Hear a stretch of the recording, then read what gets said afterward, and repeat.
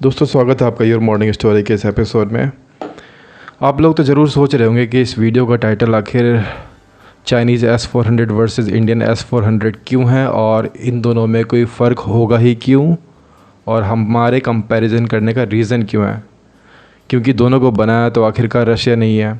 लेकिन आज आपको मैं इन दोनों में जो डिफरेंस बताऊंगा उससे आप बहुत ही खुश होंगे। तो दोस्तों आगे बढ़ने से पहले चैनल को सब्सक्राइब कीजिए और बेल आइकन हिट ज़रूर करें ताकि आपको हमारे वीडियोस के रेगुलर नोटिफिकेशंस मिलते रहें। रूस और चीन के बीच एक एग्रीमेंट हुआ था 2015 में S400 को लेकर, जिसे चीन को मिला 2018 जनवरी में और चीन ने इसका टेस्ट फायर किया अगस्त 2018 को। S400 एक्वायर करने के बाद चाइना और भी अग्रेसिव हो गया इस एशिया पैसिफिक रीजन में। अब 2020 ख़त्म होने से पहले भारत को भी S400 मिलने शुरू हो जाएंगे। चीन ने इसे लेकर रूस को प्रेशराइज करने की भी बहुत कोशिश की ताकि रूस भारत को S400 बिल्कुल भी ना दे, लेकिन ऐसा हुआ नहीं। चीन के पास S400 के 6 यूनिट है, जबकि भारत 5 यूनिट S400 को रूस से ख़रीद रहा है, जिसके बाद चीन भारत को आंख दिखाने लायक नहीं बचेगा। सबसे पहले कॉस्ट जानते हैं इन दोनों S400 की। चीन के पास जो S400 है उसका कॉस्ट है 3 बिलियन, जबकि भारत ने इसे ख़रीदा है 5.3 बिलियन। अब सवाल ये है कि जो भारत ने S400 लिया है वो महंगा क्यों है, तो वो मैं आपको इस वीडियो में बताऊंगा।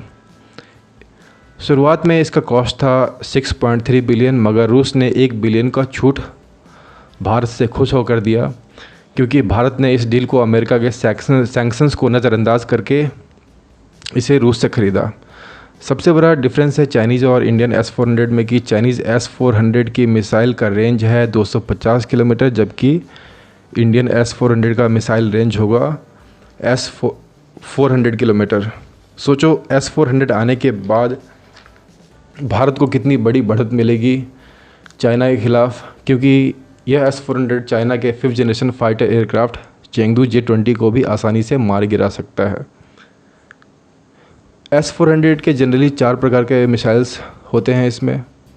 मिसाइल जिसका रेंज होता है 400 किलोमीटर, 250 किलोमीटर, 120 किलोमीटर और सबसे कम रेंज होता है 40 किलोमीटर। चीन के पास 3 रेंज के मिसाइल है, जिसमें 400 किलोमीटर के मिसाइल उसके पास नहीं है, क्योंकि रूस ने इसे चीन को देने से बिल्कुल मना कर दिया, क्योंकि रूस जानता है इसकी टेक्नोलॉजी बिल्कुल नहीं है और दुनिया में हर कोई चीन को जानता है कि वह रिवर्स इंजीनियरिंग में कितना माहिर है। तो रूस इससे डर के चीन को यह टेक्नोलॉजी देने से बिल्कुल मना कर दिया ताकि चीन इसे चुरा न ले। अभी गवर्नमेंट ने S400 खरीदने के लिए इंडियन एयरफोर्स डिप्टी चीफ को कमेटी का अध्यक्ष बनाया था, जिन्होंने राफेल का डील भी एक्वायर किया और काफ़ी अहम भूमिका निभाई छूट लेने में, इसका चाहे वो राफेल हो चाहे वो S400 हो। सबसे बड़ा फ़ायदा यह है भारत के S400 को चीन के ख़िलाफ़ कि चाइनीज़ S400 भारत के ब्रह्मोस मिसाइल को टैकल नहीं कर सकता। जी हाँ दोस्तों, आप सभी को पता है कि ब्रह्मोस को भारत और रूस दोनों ने ही मिलकर बनाया था। इसमें रूस का टेक्नोलॉजी भी है, जिसे रूस कभी अपने ही टेक्नोलॉजी के ख़िलाफ़ यूज़ नहीं करेगा। दोस्तों S400 आने के बाद चीन का दबाव भारत पर बिल्कुल ही नहीं होगा और भारत चीन पर, यहाँ तक कि चीन पर भारत भारी पड़ेगा। और S400 का 400 किलोमीटर का रेंज का मिसाइल एक बहुत ही इम्पोर्टेंट रोल प्ले करता है इस कदम में। S400 आने के बाद पाकिस्तान तो ये समझ लो कि कुछ भी नहीं कर पाएगा भारत का, क्योंकि जिस परमाणु बम की धमकी पाकिस्तान देता रहता है वह आउट ऑफ इक्वेशन हो जाएगा और भारत जब मर्जी तब पाकिस्तान पर हमला कर सकता है। और पाकिस्तान चाहे जितना मर्जी रिटेलिएशन करने की कोशिश कर ले, लेकिन S400 भारत की बहुत बड़ी मदद करने वाला है।